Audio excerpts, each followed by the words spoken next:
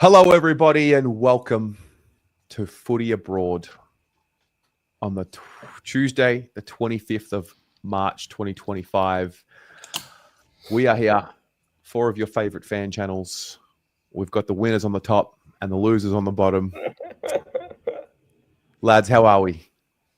Good. Really good. Really good. In a good headspace, in a good mind space, feeling good. Jake, no sunnies tonight? No.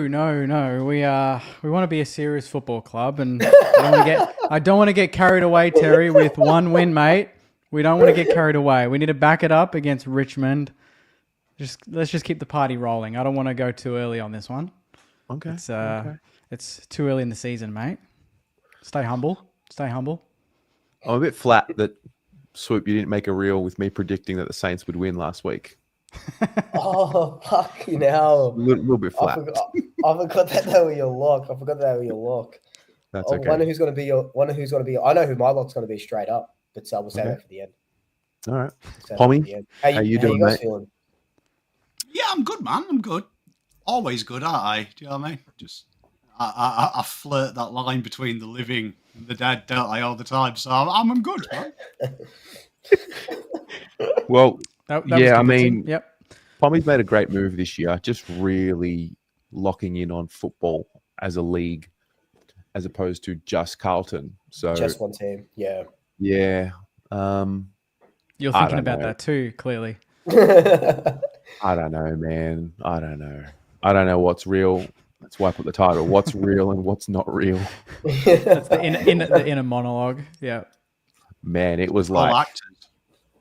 I didn't even think Thursday night in isolation was that bad, but I think the lingering effect of round one is still with the Blue Baggers. So whatever. We have to respond this week, and hopefully we will. But anyway, enough about the losers. I want to know about the winners. Go on, Jake. Give us the rundown. What happened in the weekend? Give us everything. Everything. Yeah. I mean, there was a lot, mate. There was a lot. It's funny when after the game, a lot of Geelong fans were very much, we saw this coming. We've lost to them the last 3 times. We always lose to Saints at Marvel. It's a given. But, during the week, they were saying the exact opposite. So we do have a good record against them. I felt like we needed to respond. Like if you go back to last week and what I said on this very show, it was just about energy and having fun and the want for the footy and the man and wanting to be out there, like wanting to watch a team that wants to be on that football field together, win or loss. And you didn't see that in round one, but we saw that in round two for pretty much the entire game. I was surprised with how comfortable we were for the majority of the game, but it's a testament to the boys to react after round one, because that's always the big test. Once you've had one big hit, how do you bounce back? And especially against a team like Geelong, that they're almost one of the harder teams to bounce back against, if that makes sense, because they're so professional. You know what you're going to get. But to our credit, we knuckled down and our game plan was pretty flawless for most of the game and played a very uncontested style. And our senior boys stood up. Like Jack McRae to see him live doing what he did was pretty impressive. And some of the younger boys went with him, and we kicked a fairly decent score in the end, despite still missing a number of names in that forward half. So now we've got Richmond, and again, it's very much, panic stations when you're losing, and then you win one like this, and then you play Richmond, and you're like, 2-1 after 3, hopefully wouldn't be a bad result. You take that any day of the week. So, it's early days, but with players to return, faith is restored, I suppose. Wow. What a feeling. Hey, what's the Two Guys, One Cup podcast? Is that a St. Kilda podcast? I don't know, to be honest. Very good name, though. Very good. Great name. I'm Yeah. just Very assuming good name.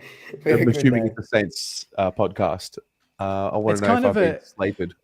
If we win a flag, though, that just, I don't know, feels like a whole rebrand. It's just it's gonna be such a hassle. Two guys, two cups. 2 guys, 2 cups. Yeah, I don't know. Does it have the same ring to it? I'm not sure, but I'll take it. I don't think. Potential disaster for old people Googling it. Yeah.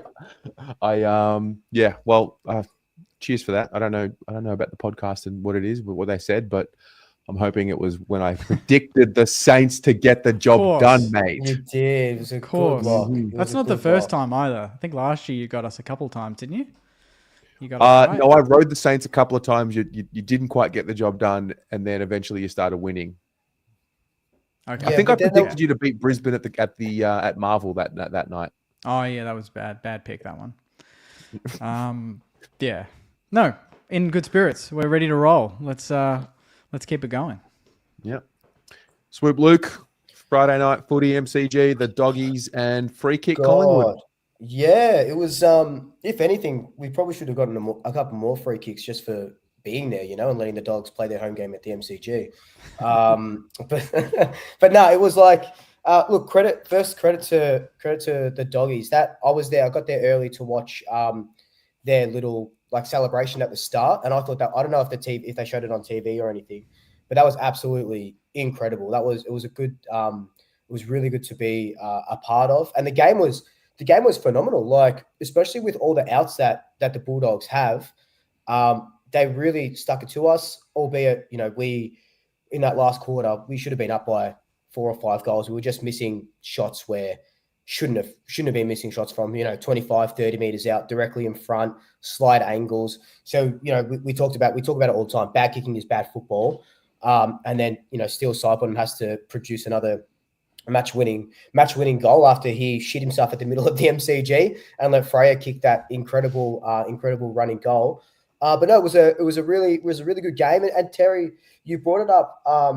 You brought it up last week where you said, we saw the Collingwood against the Giants, and then we saw the Collingwood against Port Adelaide. What Collingwood is the real Collingwood, and we kind of saw both sides of that coin against the Doggies. There were some passages of the play where we're handballing over the top of our head and Pendles knows exactly where Nick is or Josh is, and they'll run through the middle of half back. And when we were attacking off that half back line straight through the center, it looked absolutely incredible. But then there were times where we were just caught flat-footed. The Doggies were really good on the counter-attack, and it really reminded me of that Giants game. So that's something that we definitely have to change up a little bit. There was also that, that fucking long kicking down the line, and Norton or English or Lobb are taking these intercept marks. And that was, reminiscent of what Sam Taylor was doing to us. But it was one of those games where you're happy to get the win. You wash your hands and you go into the bye. Just ridiculous that we got a bye already, but you go into the bye, freshen up. You get my check back in a couple of weeks. And then we hit Carlton on the Thursday night, and that's going to be a huge game. Oh, But no, really impressed with us. Yeah. Yeah. Coming off a bye. Yep. So who has the bye this week? Sydney and Collingwood, and that's Us it. And Sydney. Yep. Yep. Oh. All right. Yeah. So that'll be. Yeah, my check back. I was actually also to go his first game back in like 200 days. And he missed 3 shots, but you can tell that we really missed him in the middle. Just that sort of big ball through the middle. But then, unfortunately, Reece McInnes does his ACL. And then that's just, fuck me, man. Takes the sting out of it, doesn't it? It's heartbreaking. Oh, it really, really, really does. It's absolutely just heartbreaking. And now, we're back to square one, like where we were last year, without that third intercept defender. So back to the drawing board, unfortunately. A quick one here from Chris. Do you think Brozzy will stay at Collingwood? Yeah, look, I would like him to stay, but he's going to be 29. If someone's offering you $6 million over 6 years and your contract will finish when you're 34, 35, personally, I'm taking the money and running. Like, Collingwood can't offer him $6 million over 6 years.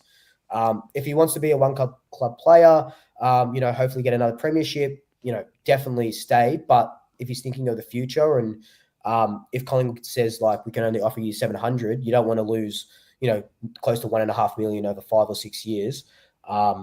It's a hard one. It's 50-50, especially because he's 29. Finn Callahan, young, right? But when you're older, you're sort of more thinking about your future. And you got a contract until you're 35, apparently. So, what do you guys think? Do you think he stays or goes? Who Or wants what would him? you do? Who's was The North. Bruise. The Bruise. Oh, okay. Jeez, I can almost see him playing there. Yeah, Like, yeah, you really can. It's weird. It could work. Yeah. Clarko type player. I don't know. You pay you pay you make the offer, but like, is he the same Brandon Maynard? Does he care about North as much as he cares about Collingwood? I don't know. And the whole point of him is the way he plays is because he cares so much about being there. Exactly right. How do you care for another team straight away when you're in? You know, Yeah.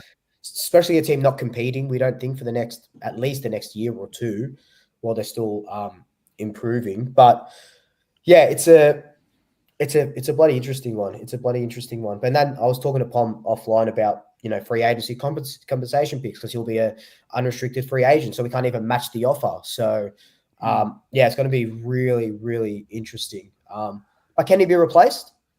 His vigor can't be replaced, and the scruff of your neck stuff can't be replaced. But as a medium-sized halfback flanker or smaller back pocket, can definitely be replaced. Yeah. So, it is what it is at the end of the day. Pommy, do you want to go about the Blues, or should I go about the Blues? You go about the Blues, mate. Don't care. Yeah.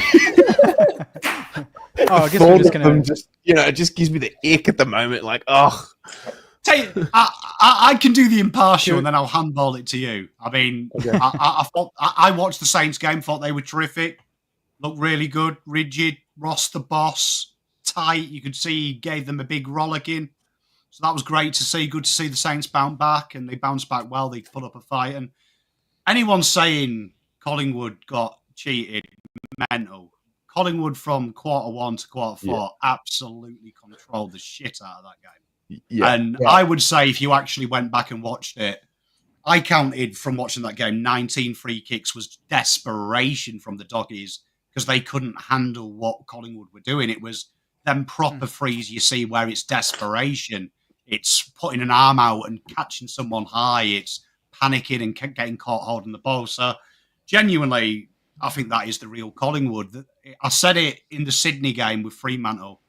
This league is so tough that when it's your go, if you don't kill a team, you're in trouble. Collingwood are one of them teams that if you don't kill them when you're up, it's game over, because they will have a quarter, and that quarter will hurt you. Same with Saints. Saints did the job. 4, 5, 6 goals in front. Once you're that far ahead, super easy to control the game, because that's all Saints had to do was go goal for goal, and in the end, Young didn't have it left. And then as for the Blues, see what I said about them two teams. When you have the chance, when you are the better side, when you are playing the better football, you have to punish a side. If you can't, you leave yourself too much to do on the back end. And in the end, Hawks walked away with that. I think Hawks, I agreed with Sam Mitchell. That game should have been bigger, should have been a bigger margin, because from about halfway through the third, Hawks were in cruise control. And you noticed it. There's always that depressing thing. I said it in the Dogs game to my father-in-law. He was like, the doggies might be up. And I was like, look at how Collingwood are just passing the ball around, though. Dogs are playing 10 out of 10 football, the best they can do. Collingwood don't look panicked. They're kind of like, okay, cool. Is this what you've got? Wait till I show you what we've got. And Collingwood have got that Khabib Nurmagomedov about them, haven't they? They take you into deep waters and they ask you the question, don't they? And not many clubs have the answer, in fairness to the Pies. Not many clubs have the answer to go toe-to-toe and survive it. That's a niche reference. Yeah, I like it. I do like that. So, Terry, tell me, your Blues, see this, look, I get to do this now, but your Blues. Your Blues, tell us, how was that this weekend? What happened there, Terry? Oh, yeah, you know what? The intensity was there. The execution was not. And that just sounds like the start of 2023 and a lot of the last 10 years. So I'm left wondering, what is the real Blues? What are the Blues? I'm very engrossed at the moment in the fan reaction. There is a lot of it's over, sack him, it's done, rebuild. Yeah. Like, so Yeah, I'm stunned that I'm stunned that we're here, but I'm also not surprised because this is us and this is how it works, and it's volatile. We just need a win. I don't know. You guys at the top. Did you watch the game on Thursday? Yeah. I watched to the start and the third quarter. Right. Yeah. Well, this is what. Sorry. Yeah. What was your question? Yeah, I was going to say, like, what do you see? Well, this is kind of what I said on last Tuesday's ep, and I was talking like a little bit about like, do you have hope or what's going to be a good, besides a win, like what's a sort of good result? And there were parts where the Blues were keeping up with them. But ultimately, Hawthorn are just like some of the passages of play that Hawthorn were doing, just they're running and then they're handballing from the back half to the front half was just their speed is absolutely insane. And Carlton just couldn't keep up with them. But one question I sort of had was, there was an article that said the way that the Blues are playing can't be sustained for like 4 quarters. Like what is that? What is that way? Is it to me? It kind of just feels. It almost just feels like a high press, hard tackling sort of game, and that sort of wears you out by the end of it. That's pretty much. Yeah, it's 90s footy. Yeah. Right. I said that. I reckon I said that 2 years ago, to be honest, about Carlton, that if anything, when they get to finals, their brand stands up, but almost in the season proper, you want to just get these wins out of the way and bank them. But every game feels like it takes such energy to just get that ball out of the middle. And every game just feels like it has to be a physical battle instead of a skills battle. Sometimes you just got to have the skills and kill the opposition. I feel like everything is a little bit extra difficult for Carlton at the moment. I don't know if it's just lack of, laborious. It's, it's just like, even when I watched half the game, but that was enough. Like I didn't see too much different to the week before, but just the ball movement and the lack of creativity in going inside 50 and mixing it up. It was just, easy. Like it took Hawthorn a little bit, but once they got going and understood, okay, this is similar to what you said about the Bulldogs with Collingwood. You were giving everything, and Hawthorn knew they had plenty left in the tank. They did, and they got hit their straps, and really only needed 20 to 30 minutes of solid Hawthorn football, and that kind of got them the margin in the end. They didn't have to play a perfect game, as harsh as that does sound, but that's kind of how I see it. No, it's the truth. Yeah, and I just ask you guys honestly, like. Give me the straight answer. Has the game plan improved or changed in the last year and a half since you made a prelim? What has Voss tinkered with that maybe gives you that confidence that, okay, well, we got there and I think if we get there again, we can go further? Or is that too big of a question for like this early? No, it's a great question. Because I'm always thinking that with every team. Like from when Ross started to now, have we evolved? Has our game plan become something that can be sustained and win finals? Yes, I actually think that. Can you kind of give me your answer for Voss? Since that prelim? Pommy? Yeah, Pom, like you analyze this on a weekly basis, so you'd be the best person to ask. But I've got to be careful because like we're Carlton fans, but it's also a little bit like North Korea. There's a suppression order from ever being real. Do you know what I mean? Like, heaven forbid. Well, I want real. Okay. The Carlton fans that don't want it, they can stop watching. Honestly, 100% it has changed. You saw that 2023 Carlton were playing very high up the ground, very attacking, goal side, playing to the players' strengths. And then they were noticeable. Forward half scores, absolutely ridiculous. That pressure, that turnover game that Carlton were trying to basically identify the issues of the team. You could control us. The best way to stop control in the back half of the opposition territory, hurry them up, be manic, be chaotic. And obviously, like you said, that was unsustainable. You can't run 1,000 miles an hour every minute of a 4-quarter game. And you saw Carlton, when it did fall off, it was fatigue and Carlton held on, or Carlton had to have a 6-goal quarter to get back. It was inconsistent. And then 2024... Me personally, I was quite stoked with 2024 because I thought at the start of the year you could see Voss had to add that element of control, slow it down a little bit, being able to go through the gears. The wonderful thing about Collingwood and why I'm always praising them is they were probably the first team in the last 5 years to play chaotic football and have the control. Richmond didn't have that. Richmond's chaos was creating repeat stoppages, which was a massive improvement from 2016 for them, but it was always that susceptibility. If you could get on top there, you could beat them.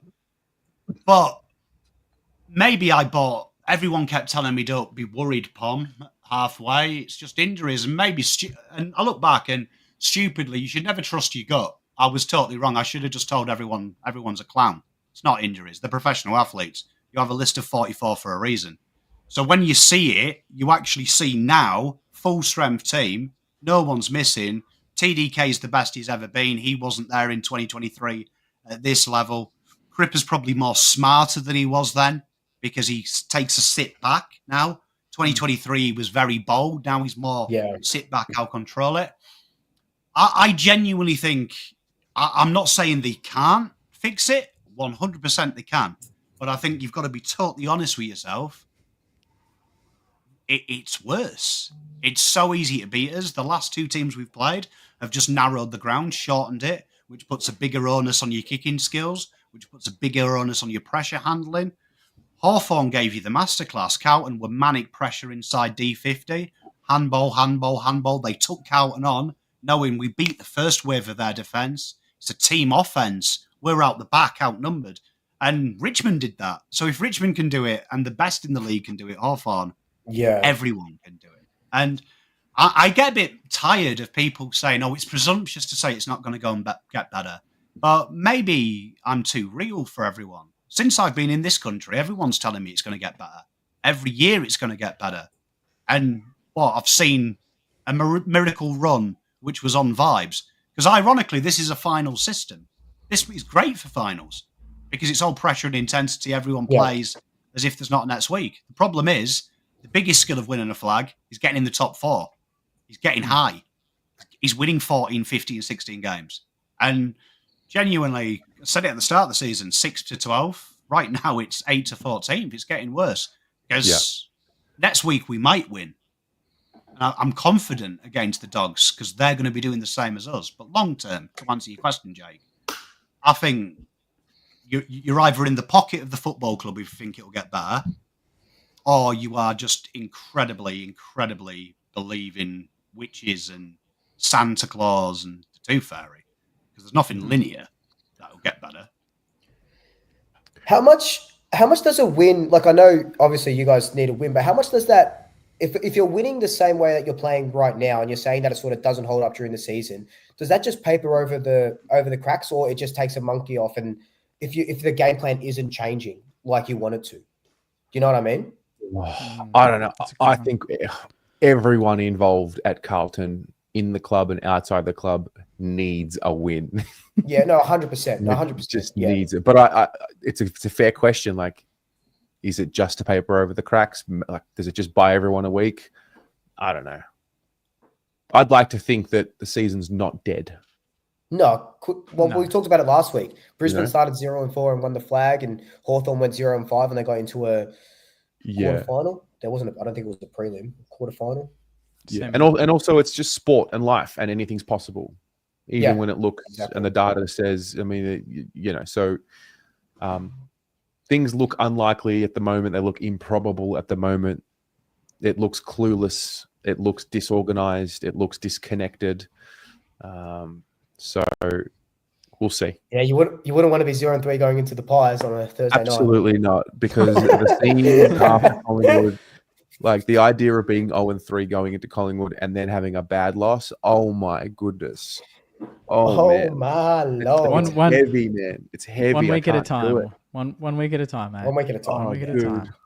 Oh man, I can't do that. I can't do 10 goal losses to Collingwood 0-4. Can't do it. Sorry. Specifically 10 goals. Yep.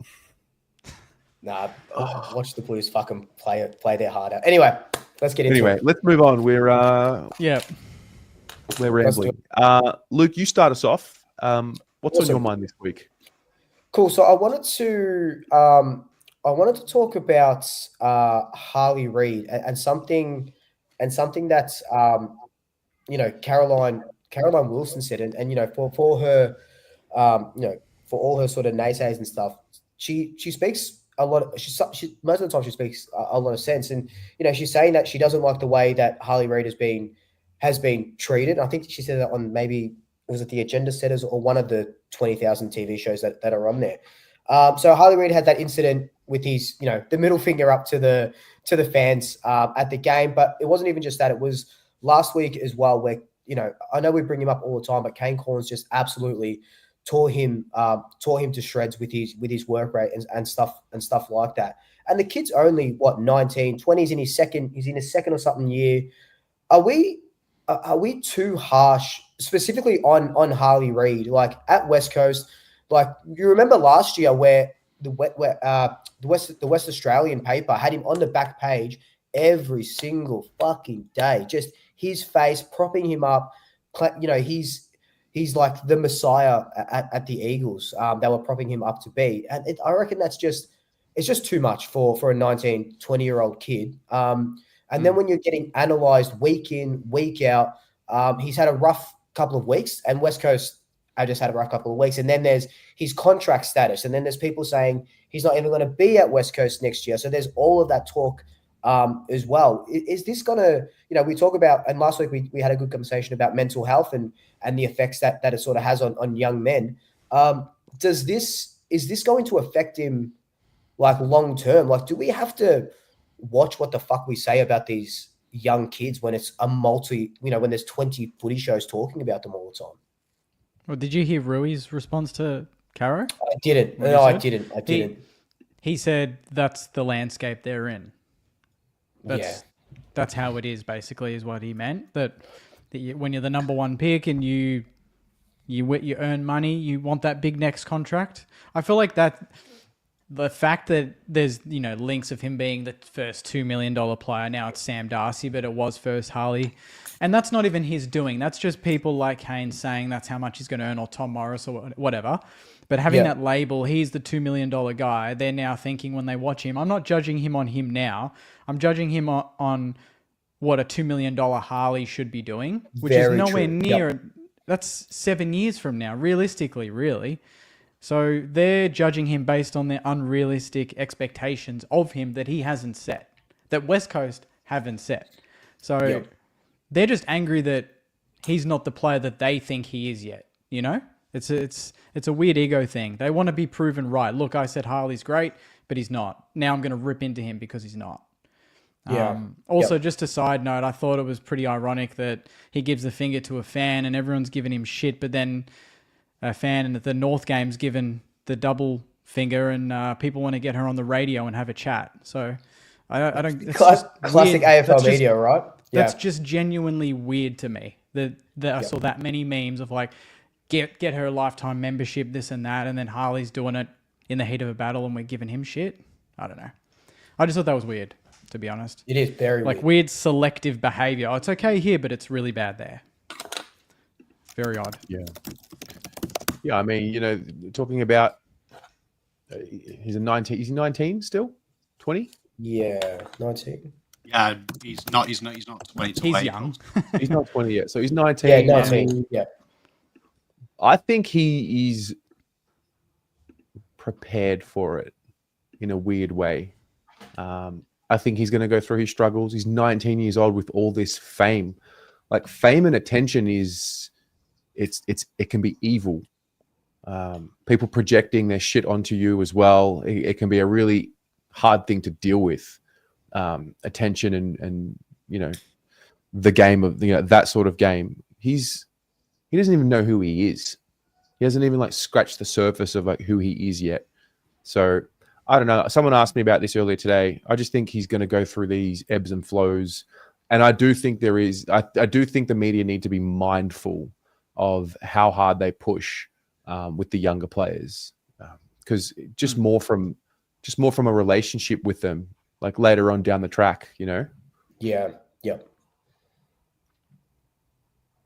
And it was, I think Kane Cornes was saying it last week as well, when, I actually might not have been Kane Cornes, where, he was just getting into Harley Reid was just getting into some fisticuffs with whoever, they were playing, the Gold Coast Suns last week. And people were saying that, he's more, wanting to start fights more and stuff, and as opposed to sort of winning the ball. But then you kind of think like we've been saying, this kid has got these expectations from the media to be West Coast savior, and he's trying to fly the flag for the Eagles while trying to be their number one player, while also 19. He's literally just allowed to have a beer for the last year, and they're expecting him to, be everything at once. I just think, like, I know it, and kind of like what you just said, Jake, about Rewalt, like it is the landscape, and it's not going to, you can't put an embargo on first round draft picks until they're 23 to talk about them, so it is going to be, but I just hope that, and we'll never know, but I just hope that he is getting looked after. And this is more than a Harley Reid issue as well. It was like even, Kane Corns ripping into Nick Dacos in the first round for cramping up in the third quarter, but then Nick has two really, really, really good games. And now, everyone's like, oh, Nick's back to his 2023 Brownlow form. I think it's just the ebb and flow of media on these young kids is just, really, really sending me lately. Has it always been like that? Like, I'm trying to think of. I don't think it has. 10 years ago, number one picks and the expectations they had when they came in. Like when we got Paddy McCartan, even, I swear I never saw anything like that. I mean, internally we're frustrated because of his injuries and his concussion problems, but I didn't see that much noise from the outside that, of him of them desperately wanting him to be this full forward to kick 100 goals or something. Like, I don't know if they treat midfielders different than these, like, we always hear it all the time with the tall blokes that, they almost have more leniency towards them because we got to give the rucks and the forwards more time because they're big, they got to grow into their bodies, they got to do this, they got to do that. And then a midfielder comes in, he's playing in that toughest position on the ground against men who have done it for 10 years. And they're expecting him to just do what he did in before he was drafted. Like, I don't know, man. Like, I don't know if they just don't have enough to talk about, or like there's going to be a new target this week. There's a new target every week.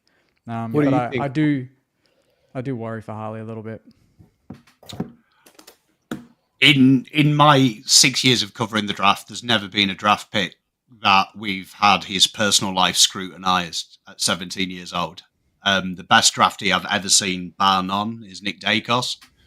I think Nick Dacos went through the very similar to Harley. I think, in fact, the way the media treated him, I would say, is actually worse because the media kind of correctly said, could he be the greatest of all time very early, which I think is a good conversation to have. I think he's definitely going to be in the conversation in 12 years. But that then creates all the other clowns of 17 football clubs going, win a contested. Like, if I see contested mark one more time, I'm going to find the person and headbutt them myself. Because how many contested marks did Gary Ablett take? And Gary Ablett Jr. is considered one of the GOATs. I mean, it's not his game. But Harley Reid, I find him fascinating because obviously through his draft year, whenever he liked a tweet or Instagram, that was news. I remember him liking the North Melbourne one, and they reckon that was him saying he wanted to go to North. And he was 17 and a half at that point. Do you know what I mean? A little baby. Do you know what I mean? A kid who's just scrolling on the internet. I remember there being an article 2 months before he was drafted, and he'd been sounded out to model. And there was an allusion that it's already gone to his head. Do you know what I mean? It's already gone to his head. He already thinks he's better than all of the other draftees. No one's had that. But if you talk about Harley Reid, the footballer, like Jake said something, he didn't do what he does in his draft year. It's fascinating because people miss this. He's almost a clone of Dustin Martin. That's his position. That's his idol. That's who he rolls off. Dustin Martin came into the league. He won 6 games in his first year. Harley Reid played 5. Almost identical disposal numbers. Similar goals. 0.6 different. But the big one is, and no one talks about this, the big question mark on Harley was his defensive application. And that was something that was noticeable in his junior year. The guy didn't like running. The guy didn't like tackling. The guy was there to have fun and have a good time. Guy's averaged over 4 tackles 2 years. Like, this guy has definitely put the work in. So I question any football pundit who says he hasn't, because he was averaging 1.5 tackles as a kid. He now averages 4 against men, not children, not prep kids, full grown, hairy men.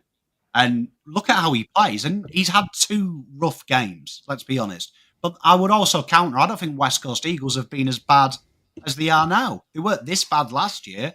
They didn't get peppered by 100 so easily. And last week, it was a tough game. Do you know what I mean? A lot of players didn't survive and play brilliantly. Yeah. So I would counter it. I think, yes, he is over microscoped. But at the end of the day, I think they want to put Nick Dacus on a pedestal, and they want to put Harley Reid on a pedestal. But the problem is they are children, and like Nick Dacus, who's added thousands to his game. I'd say he's the most improved draftee I've ever witnessed in the first 3 years of his career. Harley Reid, the fact he's defending when the guy was defensive shy, fantastic. And then there's Sheasel.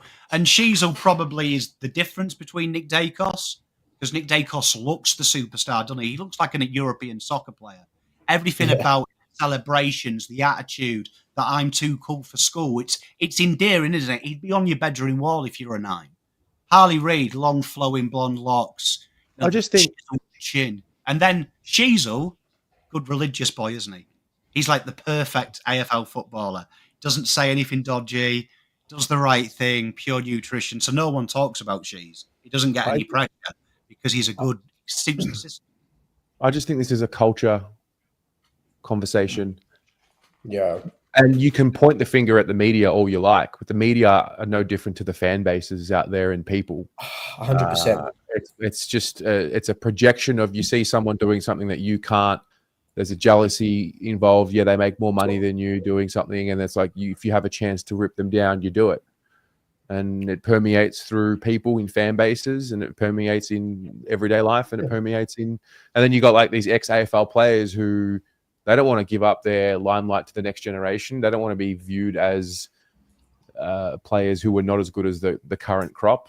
And I just think that's sad. The culture of footy media is not about celebrating the game. It's about scrutinizing, picking out what's wrong. It's about fucking beef between Kane Corns and Dale Thomas. Like, it's so petulant. It's so petulant. Bevo and Morris tonight.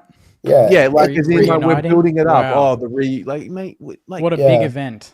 Like, what? It's what you can equate it to is like fucking on Valentine's Day getting a bunch of these beautiful roses and then only looking at the thorns. Even if you just put your head up a little bit more, you got these roses that smell beautiful, they look beautiful, but you're just focused on these little thorns that you could easily just snip off and don't worry about.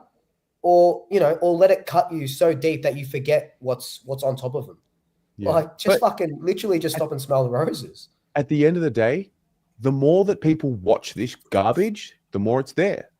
Yeah. So that's the other thing. You can say, they tricked me. They put a clickbait headline and they tricked me into clicking. But it's like, yo, smarten up.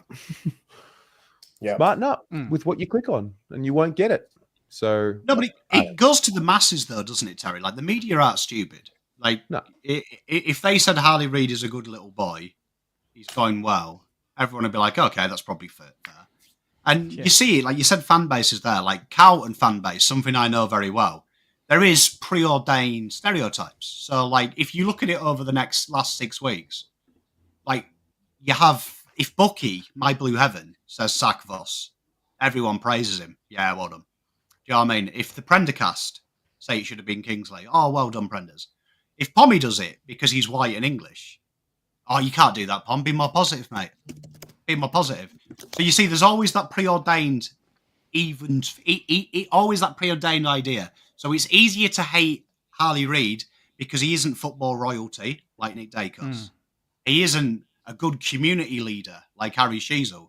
He's just a boy that looks like he's out there, but I remember speaking to his junior coach. Harley Reid wasn't boisterous. He was one of the hardest workers. He was one of a model pupil at school. It's fascinating that the idea of Harley Reid is from a preconceived idea of he's easy to hate because he looks good.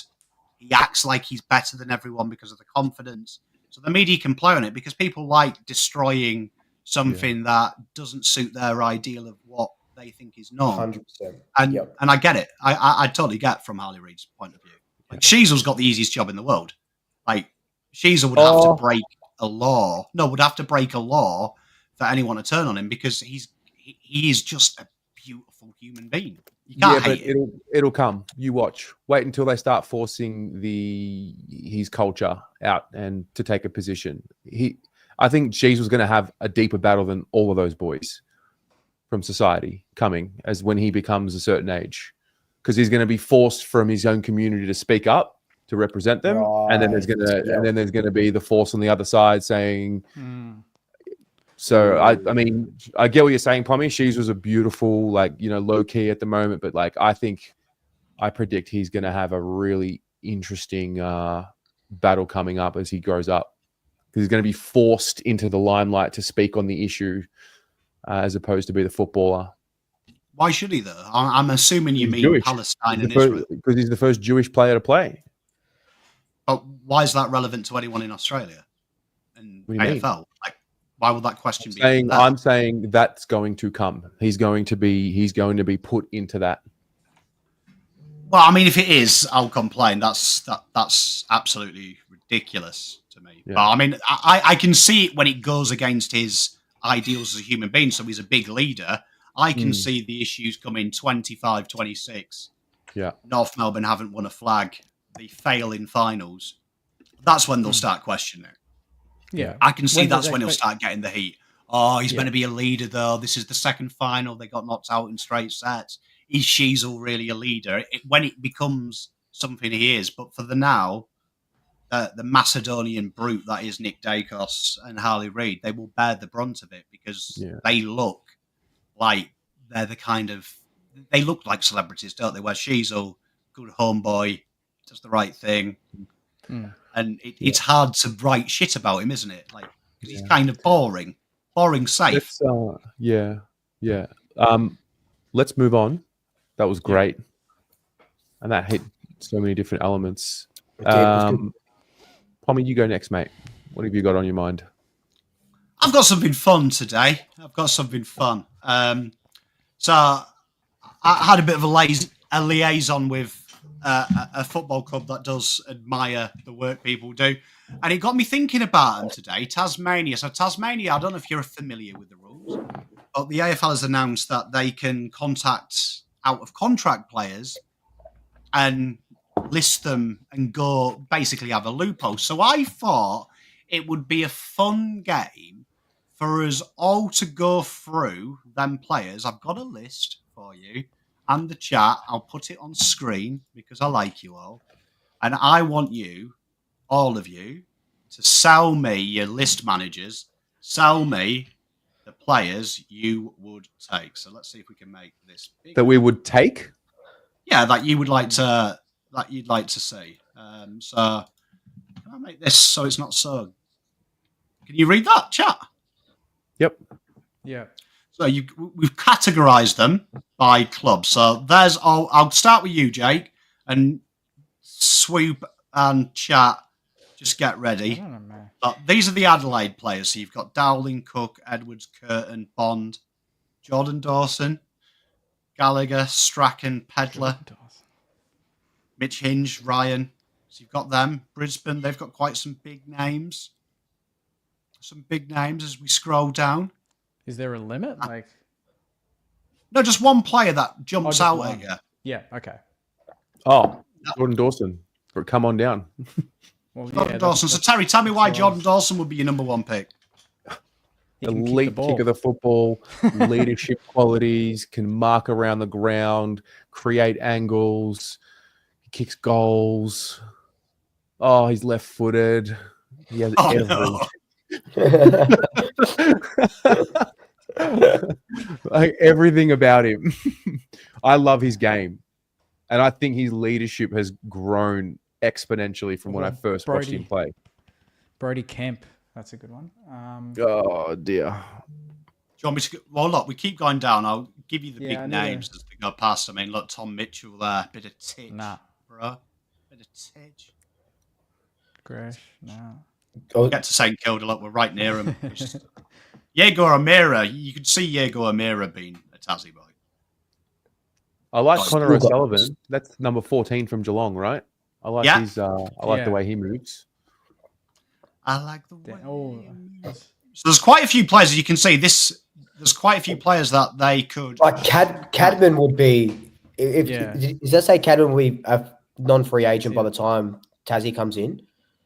Because that would, Yeah. yeah, like imagine building your forward. Imagine Tassie building their forward line around Aaron Cadman and just throwing him a bunch of money. That would be insane. He's going to be. He's going to be up there with Darcy in a few years. Mate, I agree. He's definitely going to be the main event. I thought this was an interesting exercise in the terms of, do you go for someone now who's going to make you better like Jordan Dawson, or do you like maybe bank the future? Like I can see Arthur Fraud, Lee Kalia. Like, is that someone that you go for as well? Do you try and bank a future player? I might go Caminiti after his weekend, to be honest with you, Jake. Yeah, you like what you saw? Mate, tell you what, Josh Battle, who? Is he staying in the back line, Caminiti? Oh, mate. After that, you're not moving him. Oh, my God, because I got him on the waiver wire in my fantasy draft today. and we got in. Good timing. Sharman's back this week. Sharman's a test, so Sharman forward. I'd imagine that just means Hammer stays back. Right. Because there is a name here as well. Harley Reid. He'd be. That'd be huge. As much as it getting out of the fishbowl that is Perth, and even if he came to Victoria, and he'd still be such a big presence in Tassie. It's kind of like, it's almost like when Buddy Franklin went to Sydney and no one sort of knew who he was walking around Sydney. So he'd get that when he would go to Tassie, I feel. Yeah, but he'd literally be the poster boy though. And that's exactly what he is for West Coast. So it's the same situation, different club, almost more pressure, because he would be on enormous money. I mean, he will be at some point, but yeah, I don't know if that I think Harley's just going to get attention wherever he goes, to be honest. Yeah. Wait, so is this exercise we all pick one player? Yeah, so if you, what would you pick? What would you look for? Would you look for new, old, mid, range? Okay. Well, mine is Jordan Dawson. And you got to look at what the Giants and the Suns did. The Suns went for the really older players, and the Giants sort of had, from memory anyway, they sort of had those players that could help them through the mid sort of age players for the now. Or was it the opposite? Was it someone? They both recruited really differently when they went for their trades from other clubs, if I remember correctly. As in their first. Yeah, so GWS, they had, if you remember, the under 17, 16 drafts, so they could actually pre-list, which Tasmania have got access to. They can pre-list the first half of the year in their first draft year before that actual draft. So there's actually some quite good players in there. So they've learnt the AFL because they've added salary cap, and they've also given them the option to trade some of their concession picks. So 3 of them are going to come with caveats that they must be traded. So talent, which I think is a fantastic initiative, because otherwise you'll have what Gold Coast did, where they just went kid, rookie league player. Yeah, and the Giants did the opposite of that. They brought in Corns, Stevie J. They tried to top it up with some senior heads. Yeah. Because my school of thought is like Ryan is talking. The guy who stood out to me was Riley Sanders, Launceston boy. Like Colby McKercher is another player, that type of player as well. But Riley Sanders, Tasmanian, for me, if I was building the list, the powerful players I'd want would be Tasmanian to keep that loyalty. You know, that loyalty as well for the home fans, because I think that's where GWS and Gold Coast kind of went wrong to build that fan base. We love home talent, don't we? And the fact that Riley would be going back home Lockie Weller would be a player that I'd maybe look at as well at Gold Coast. He's Tasmanian. Like, local boys come home for one last shot. When do they come into the league? 28, yeah? But 27 they play in the VFL. Is that correct? Yeah. So these players would be the VFL.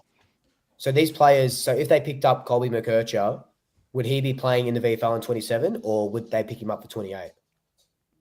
So I believe their concessions are both years. So they will be able to do this for 2 years. But it did say that their AFL cap will be in the state league. So the draftees and stuff will be straight away eligible. So I'd imagine if they do happen to snag someone the year before, it will be state league football only for them. Well, I'm confused. I'm confused. Are we going through and each picking a player? I'm getting confused with what's happening right now.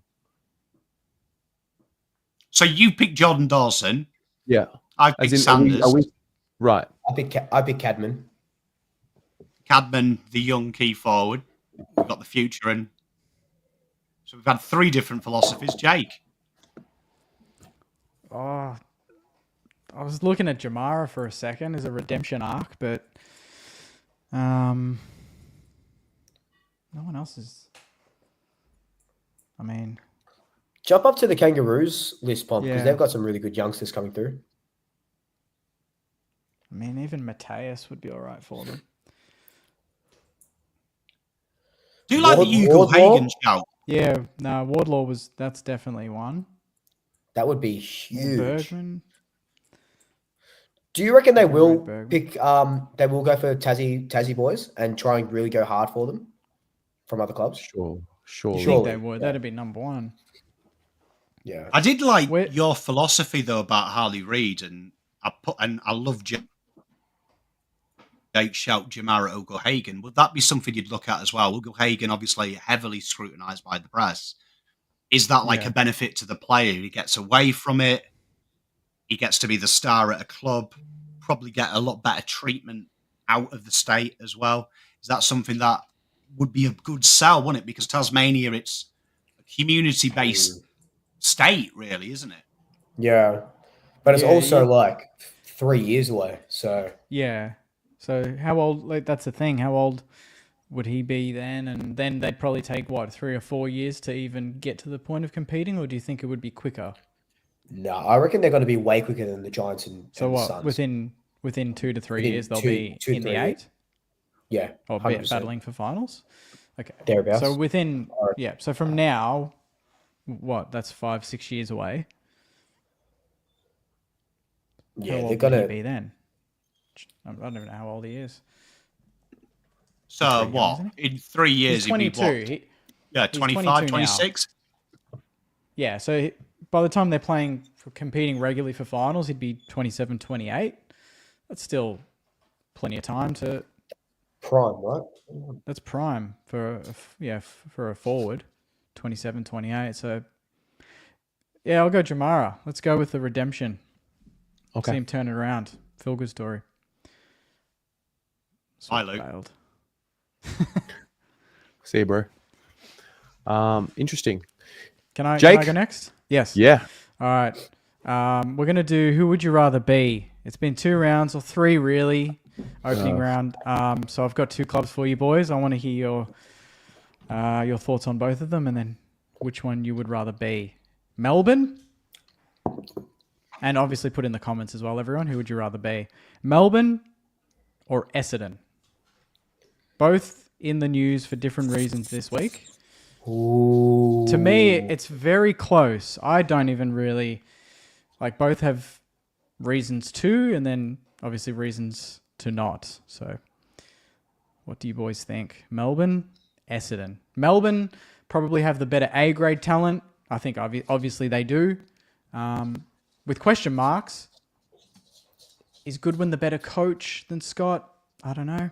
Melbourne Is this a question Essendon? for 5 years? Is this a question for this year? Is it 10 years? Well, right obviously, now? if you were a fan right now, who would be the more comfortable fan base to trust the future to bear its fruits? So, if you were a Melbourne or an Essendon fan, who would you rather be? Oof. Melbourne, 100%. Melbourne, geez, they've had a lot of issues. So have I'd, Essendon. I'd Essendon go- on I'd go- field more so than off, though. Melbourne more off field. I'd go It's a bit Melbourne, of to a be role. honest. You go Melbourne? I go Melbourne. Just that seeing the first round, debuted 6 kids, and most of them looked really, really good. Like you said, they got a really good mix of A grade talent. Ken Goodwin, will he last the whole year? Probably not. Do they need a change in system? And because you shouldn't be.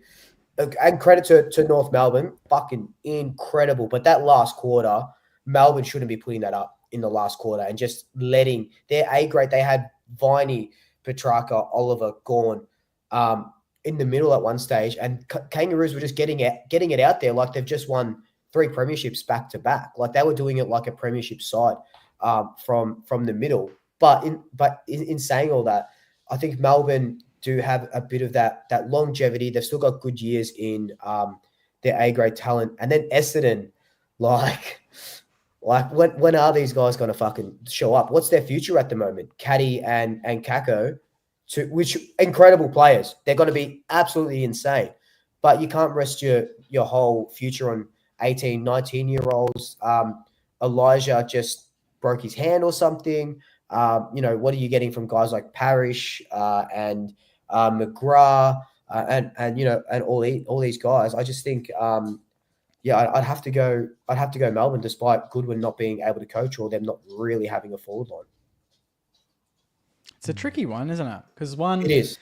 one won a flag recently, but it wasn't at the G. It wasn't at the MCG, which a lot of their fans still have that pain in them that they want to see Melbourne have success at the MCG, and then the other have seen it, but it was bloody 25 years ago and haven't won a final since. So like in that within the last 20 years. So yeah, as a fan base, it'd be tough on both, really. I don't even know who's the better coach, Pom, out of the two. Who's the better coach? Who would you rather have at Carlton?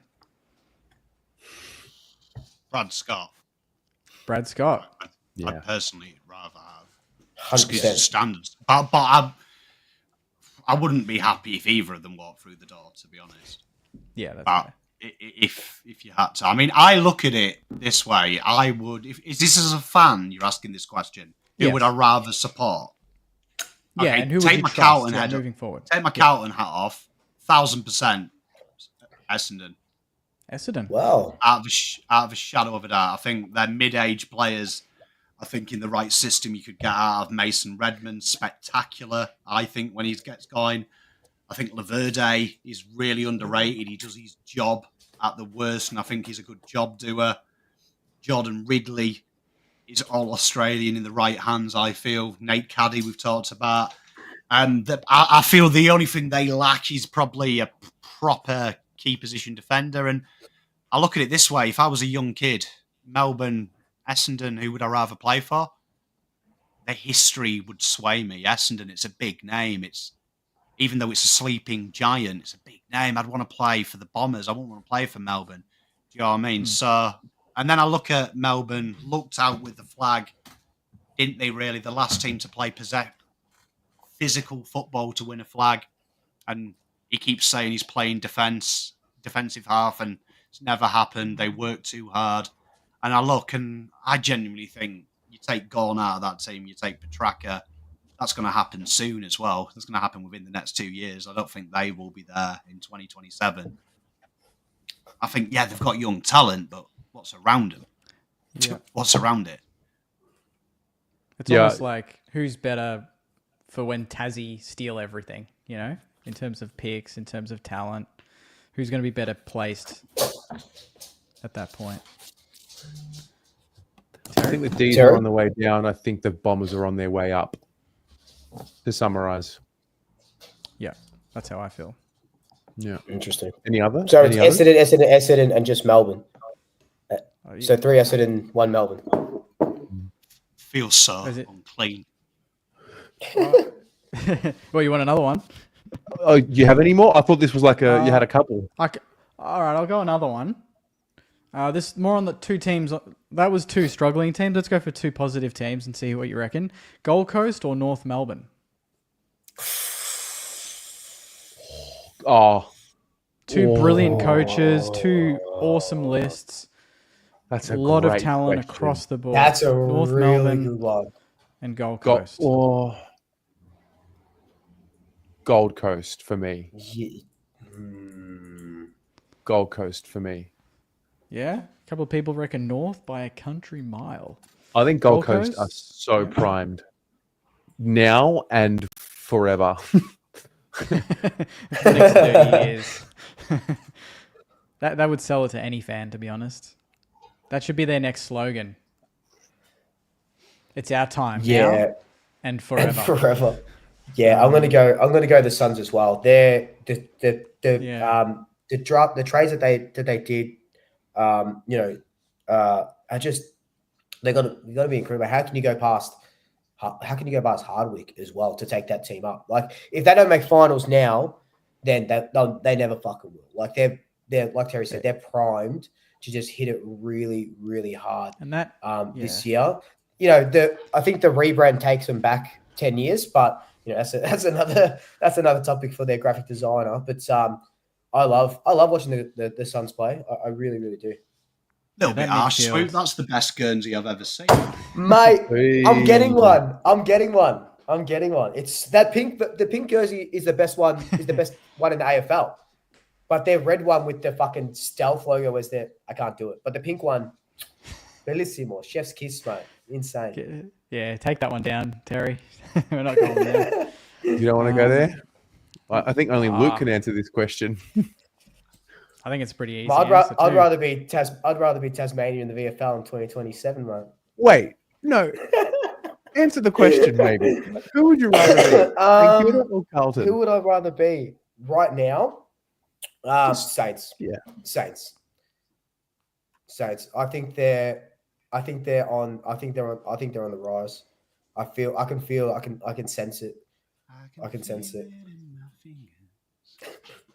Interesting. Sorry, guys. I'm 2000% going north. Yep. I think everyone talks about Hawthorn's rebuild being brilliant.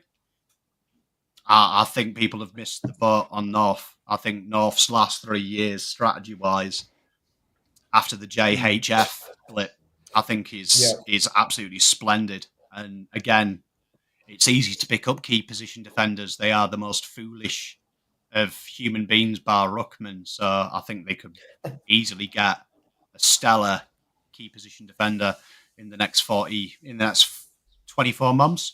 And I think you put a Jacob Wheater in that back line, we're probably talking top 8.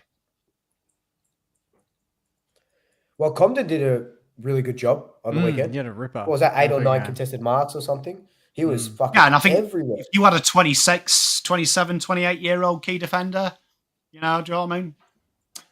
If I was them, I'd be looking at, let's go get one of them. Let's get a 28-year-old who's ready now. Sam Taylor, Harris Andrews, does he want to come? Do you think if they still had Mackay, they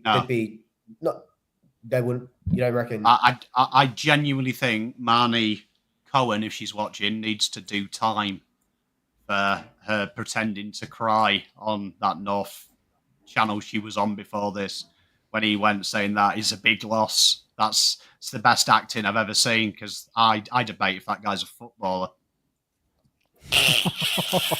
God, I wish someone would do that to Carlton. I wish someone would bring up now and be like, Harry Lemmy, 2 firsts, and I'd be like, yeah, he's not doing well for the Bombers, is he? mate, you've only got to listen to his podcast. The guy's only got to take socks to a game, and he keeps forgetting. That's what we're dealing with, mate. Can't even remember to wear socks. God damn. Good one. Good nice. Good thought exercise. All right. I have one. The question / the theme is, obviously there's a rise in independent footy media happening. And at times it can feel like there are elements that are just going to be a repeat of what you see in the mainstream. Behaviors, attitudes, culture. So my question is, how do we ensure that we don't just become what the mainstream media is with our channels? And how do we keep our responsibility to that? Like, what is the culture of an independent channel when it is so easily diluted with sponsorship opportunities and corporates coming after you? I think you kind of say it best in your intro, like for the fans, by the fans. I think that's how it has to stay. I think with footy media, like we said, they've got all these sort of shows and they're all just regurgitating the same sort of stuff. And it's always, with footy media and print and clicks and stuff like that, the negative stuff sells papers. Like we know that. We've known that for so long. And I think the beauty about sort of our channels and how we sort of play the media, present the news or whatever it sort of may be, is yes, from a very biased standpoint, but it's also for that specific fan. So I'm obviously doing it for only Collingwood fans, let's say, right? Like there might be other opposition supporters that watch my previews or whatever it may be, but I'm talking to Collingwood fans as a Collingwood fan. Like it would be different if I was, as a Collingwood fan talking about all, 17 other clubs that I don't know nothing about, but I'm so invested in my one team. I think for me personally, anyway, it's making sure that the fans always have a say, whether that is, in questions on Instagram, or, I'm doing that voicemail thing now where they can call up. It's your fan cams. It's the lives after the game. It's the fucking live chats during the game with Pom and stuff. And I think that's the beauty about what we do. And I don't think anyone can fucking replicate it. I don't think anyone can replicate it. And when you start, and I think the thing about me, and I've openly said this for fucking, actually, I just passed my 6-year anniversary that I completely forgot about on the channel last week. But so I've been saying it for 6 years, where I fucking, people will come up to me or my mum or whoever it is. Oh, you know so much about football and you know what you're talking about. I've got no fucking clue. I got no clue. When Pommy says they're going wide and they're flagging the flanks and they're doing this, like that analysis, fucking amazing. I'm just like, man, you should just be running the ball a little bit more. Like, why are you giving up those tackles? Like, I know fucking nothing, but where I come from and what my thoughts are is just from an average fan. Like, I'm not going to look at deep stats or anything like that, like David King fucking does, and we're 7th in intercept possessions or something like that. I've just got love for the club. And when I say he's not playing a good game, that's just my eye seeing. Like, that's just what I'm seeing. My eye, that's just the eye test. And that's how I think, I don't even know where I'm fucking going with this, but that's how I think that's, we stay true to who we are and not a part of the fucking hydra that is footy media. Yeah. And I think,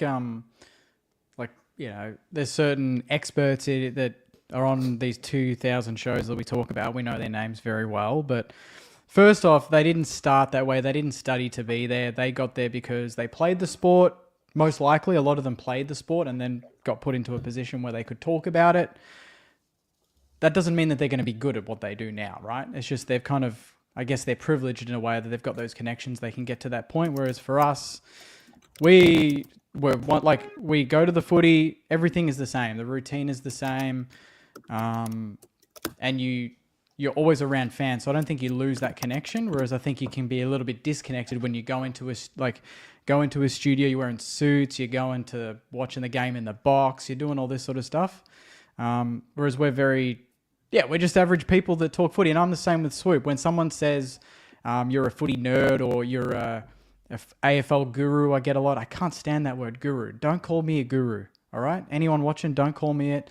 It's annoying.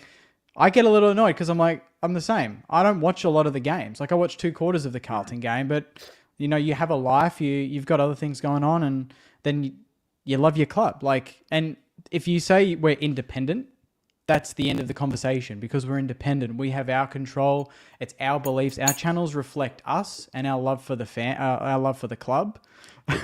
Someone's already said Guru. I'm feeling an itch coming on. You know Pom's going to say it now. Yeah. Yeah. But that's the thing. We control what, like, you kind of know when you're not being yourself. I think we've all been through that. We've talked about that on this show where we've said things or we've operated in a way where we've not been sincere to our views of the club that we love. But I think we're all in a really good spot now. And you can, I think you just internally sense when you're not saying the truth. And I think the fans would detect that very much. And you'd probably see it reflect in your content and the performance and the reception, you know? So you get a lot of signs about how authentic you're being.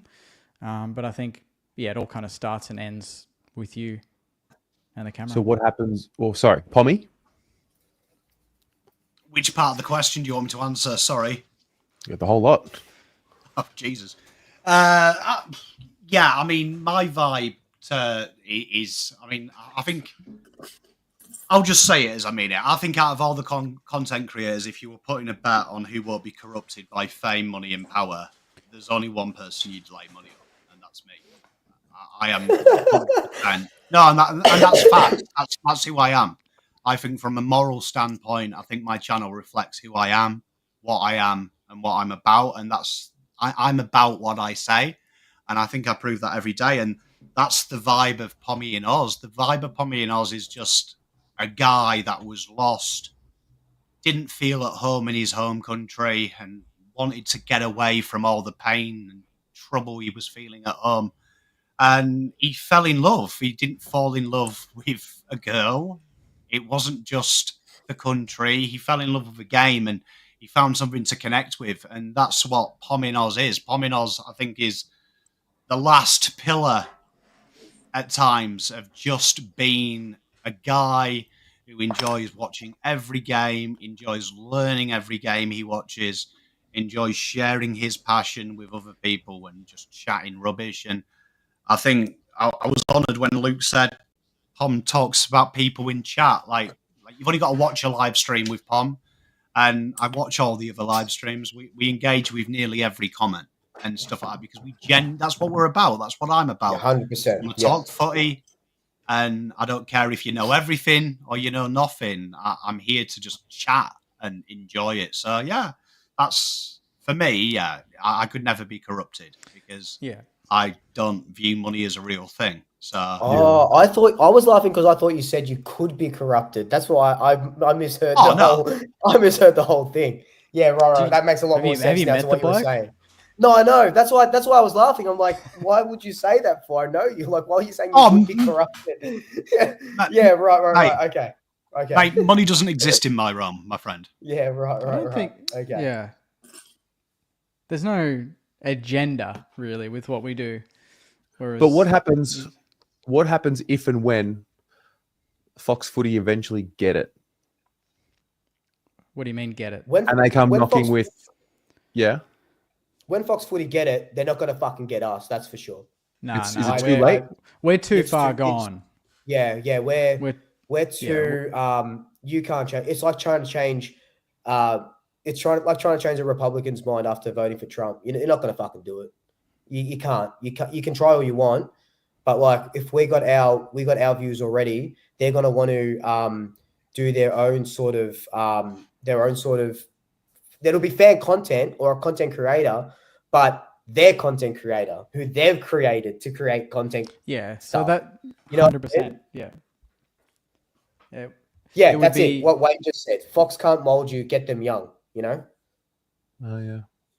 Yeah, it would be for the like if they came to us, the first thing we would all be thinking is, so you're doing this because you really want to, or because you think you should do it. You know, because that's the times. Because what a convenient time to start doing it right now, you know? We've been doing it for 7 years, 8 years. So... Is this year 8 for you guys? Yeah. I got my... Year 6 for me. Seventh anniversary 2 days ago, I think, for me. My 6th anniversary was a week ago. Actually, I'm on. Shit. Yeah, so it's been a while. I've got to make a post about that. Mate, the year we hit 10 years on these things, far out. Yeah, I don't know. It's a great question. What do you reckon? What does that look Who like? What does that look like in a decade? Because the way I see it, if there is that turning point and people actually collectively switch over to the content, the independent channels, the temptation's coming.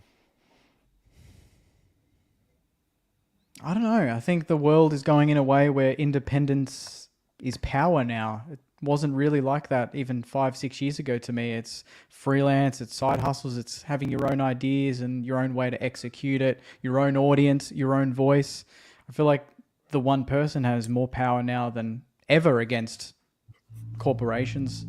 Carlton fans still wanting to sack the coach. 10 years from now. That's fair. That's Do you absolutely think fair. guys like Kane Corns, all these types should have will have their own YouTube channels? Like as in No. the Kane Corns YouTube channel? No, I don't think so. Mm. I mean, he's on that many things. Has he really got time for a YouTube channel? No, because I mean, That's eventually not bad. alternate media becomes mainstream. Like, what happens if we become mainstream and then people going onto YouTube is the mainstream? Then what? Yeah. I genuinely think though that one, from a personal point of view, if Fox Footy do what I do, I don't do it for views. I do it because I enjoy doing it. So I couldn't give two flying coots. But I think long term, I think this generation that's coming through now, particularly like my kids' age, 10, I never asked the questions David asked at 10. I asked the questions David asks me when I was 25, 30. Like, why is the world unjust? Why are rich kids come from rich dads who come from... I didn't ask that. I just thought that was the way life was. So that's okay. Do you know what I mean? So I think David is very untrusting. Grandad watches the news in this house all the time. And he comes out and has a natter. And David's always taking the piss, going, fake news, that didn't happen. You go on Reddit. If you go on Reddit, this actually has been reported at the place, that's not actually true, and things like that. So I think the distrust, and I've looked back at it as a kid, you were kind of told, why do people do this? And the answer was because it's always been, and you were like, okay, cool, that's fair enough. You know what I mean? Yeah. And then as I got older, I remember telling people which council estate I grew up on, and people going, oh, fucking hell, he's got to be a thief. But that was the stereotype because that's all they ever heard of that area. But when they actually got to know a real person, that wasn't there. So I think the distrust in mainstream media is there. So like Swoop, not to bring it back to politics, but he mentions Donald Trump. I think why Donald Trump has such popularity is because he is the opposite of every politician. I've never seen a politician in my time on this earth be that crass, be that bold, be that brazen. I've never seen it before. Because all the politicians I grew up with were the same pompous idiots. You know what I mean? Who were like, oh, yes, darling, so we'll lower interest rates and we'll tax the rich. And that's what the Labour would say. And then the Tories would be like, no, we'll tax the poor and cut social benefits. No one ever said it how it is. So I think you are opening the doorway now to people do want it. So like that gentleman who commented, Swoop saying fuck every 5 seconds. To answer his question, it took me till I was 39 to be able to say a sentence without saying the F word. That was just constant scowls from my missus. So Swoop's got about 19 years to go until that happens. But I think it's about being yourself. We do live in an era now where I think we're in a wonderful cocoon situation where in the next 10 years, it is going to be acceptable to be who you are. At the minute, the focus is on extremes of acceptance. I think when my kids are 19, 20, it will shift to just being who you are. And if that's been loud and obnoxious and crass, that's fantastic. If it's been pompous, that's fantastic. I think you're going to see that shift. So I think you actually start to see, I worry when people start pretending to be us, teaching our young kids. That's when I worry. When they start to cotton on, we can no longer control them through the media and the radio waves.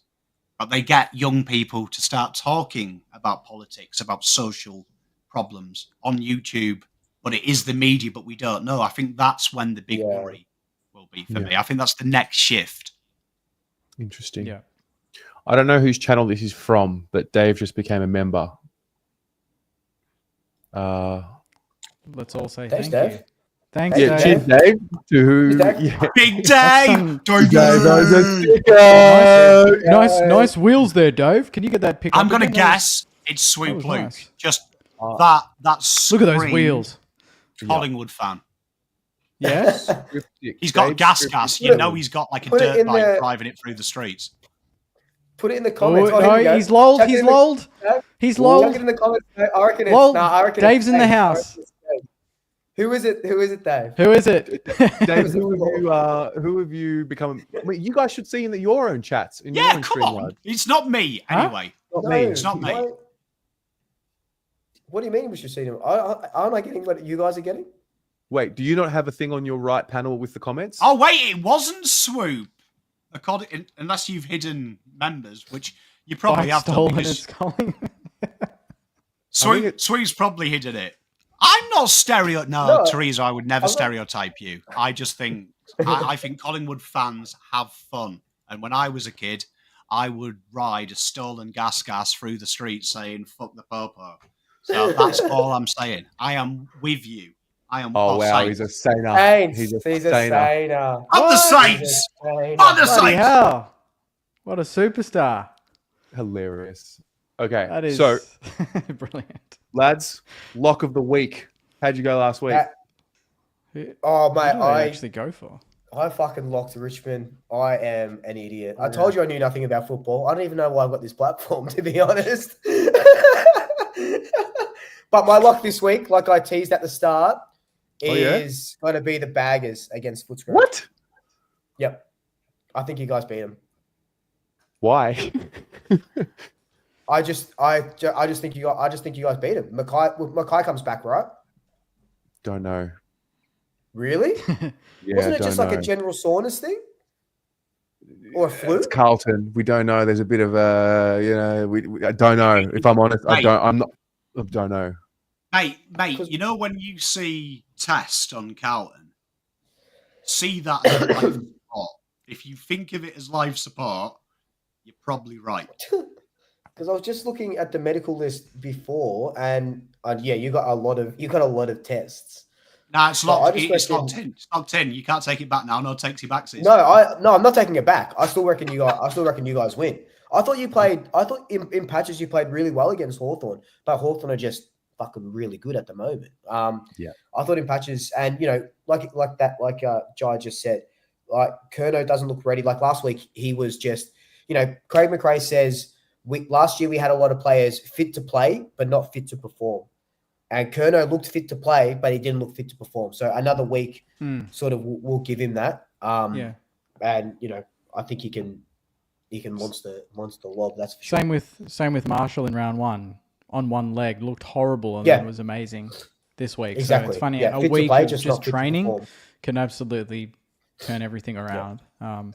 Having said that, my lock will be the Bulldogs. No. Port Adelaide. Port Adelaide Thursday night. They're gonna take care of Essendon pretty comfortably. Oh, Essendon. That's my lock. Yeah. Thursday night footy. I've got Port the will get it done. Suns. The Suns will beat the D's at the MCG, and they are the real That's deal. a great one.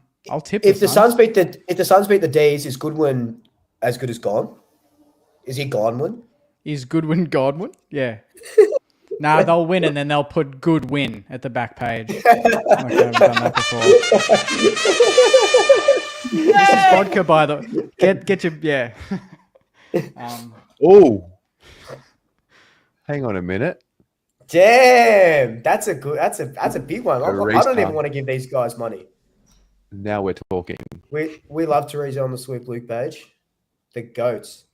Tell you what, Go. better than that, Teresa, you can buy me a beer in person and tell me how good the pies are and how rubbish the Blues are. And we can do it as a 30-minute self-depreciation session. Just to answer Swoop's question, when he says Carlton played good in patches, it's a little bit like me saying that in the bedroom, my missus thinks I'm Johnny Sins in patches as well. Right. Hey, Johnny Sins in patches is still Johnny Sins in patches. You know what I mean? It is. It's also a fucking lie. Do you know what I mean? So there it is. My lock of the week. Yes. Thursday night, Marvel Stadium, Mickey Mouse Stadium, Essendon beat Port. He's gone the opposite. Nice. I did tip the Bombers. I have tipped the Bombers without knowing why. Scott. Michael, I kicked agree. I would have loved to have talked about Adelaide today. They're the only happiness I have left in life, watching the Adelaide on the weekend. It's all I've got They're left. doing fucking really well. You can't. If anyone had said Saints to beat the Tigers as their lock of the week, I would have kicked off. That's cheap. Yeah, that is cheap. Damien Just a brings something curious good up. one, Giants beat Hawthorn. I tipped the Giants against Hawthorn. Yeah. I don't know why, but I tipped the Giants. I think they've got a couple of players returning. I think stringer players. I don't know if Hogan was in, but Hawk ball versus fraud ball. yeah. Yeah, Gonna be an this interesting one. obsession with Hock ball, North ball, That's only because Blue you're ball. blue ball. Like it's not working. It's not working, boys. It's just because they call you Carlton mid are blue ball at the I've got a good one. That's my point. Yeah. Yeah. What's the pies equivalent? Pie ball. What is it? Hot pies. Is that all you say, or what is it? Pie ball? Everyone's obsessed I've heard with this ball. Like I don't I mean, think we really have one. We definitely don't. I've have heard fly ball. pie ball. I've never said pie ball, I've but never heard pie ball. Pie fly ball. ball. Fly ball. ball. Yeah, Yeah, fly fly ball. ball We've is got- the thing. We've got Ross Yeah. ball. You've probably got Voss ball. We Don't don't you? have shit, bro. You got We've shit. got headaches yeah. and depression Saints- ball. That's what we've Saints got, man. footy. We've got laborious. Bang the boot on. Bang Alright, the ball alright. on the boot. Don't even It's look okay. where you're It's kicking ball. hey, it's Now okay. It's Don't okay. even We've look got- where you're okay. kicking ball. We've got Crips in the rug ball. That's what we've got. You got Cripper ball. Yeah. Oh man. When in doubt, just remember, boys, you got Cripper. It's okay. It's okay. Yeah, who's playing in the fucking rug? No, we don't Yeah, have Cripper that's- because exactly we don't have the ball. No, that's because you Some like don't have the tackling, ball though. You're ball. contested, you know? But doesn't depression- contest and pressure assume that you don't have the ball? Isn't that what's wrong? Yeah. Yeah, that's 100%. the Yeah. key, isn't it? Because then you can be Yeah. good at contest and pressure, but then you What are you have gonna the do ball with in when your you have the hand. ball? Then Yeah. what are you going to do with it? Yeah. Yeah. Fucking hell. How do you guys manage to bring it back to Carlton? Like, I am trying so hard to avoid it. Do you know what I mean? Like, Hey, and you just keep dragging me back, don't you? It's like, you know, I didn't I say- didn't do I didn't say shit. fucking Didn't do shit. Well, I said blue ball and you lose it. Relax. Relax, man. That was All right, pretty I funny. think- that was pretty funny. Pretty funny. Thank you. do you know what's best? How Good is it that you and your supporters can say whatever, like you criticize your own club and you just hammer it, you go in, and the moment an opposition supporter says like the faintest comment, yeah. everyone Yeah. turns. Like, what the fuck? I Yeah. will Fuck talk this about guy, them. man. You won't. Yeah. keep Yeah. the name out your fucking mouth. it's like when you're a parent. Do you know what I mean? Like, I can say my kids are a pain in the ass, but the minute another parent or the That's neighbour on. It's says, on. "Can you boys keep it down?" I'm hopping the fence and telling him to get back in his house before I throw him in it. Yeah. It's a weird thing that develops inside you, primeval. Like, I can tell my kids to shut up. No one else does that. No one else can. Yeah, Alex, spot on. Yeah. I used to be like that with my little brother. Like, I beat him up. You don't. Yeah. Well, it's 9 p.m. Lads, Good let's sesh, call it a lad. night. Ladies and gents, thanks for being here. Hope you had a good one. May all of your teams win. We'll see you Yes. next Tuesday. See you next Tuesday. Big week. Go Saints. Go Pies. Go Go Blues. football.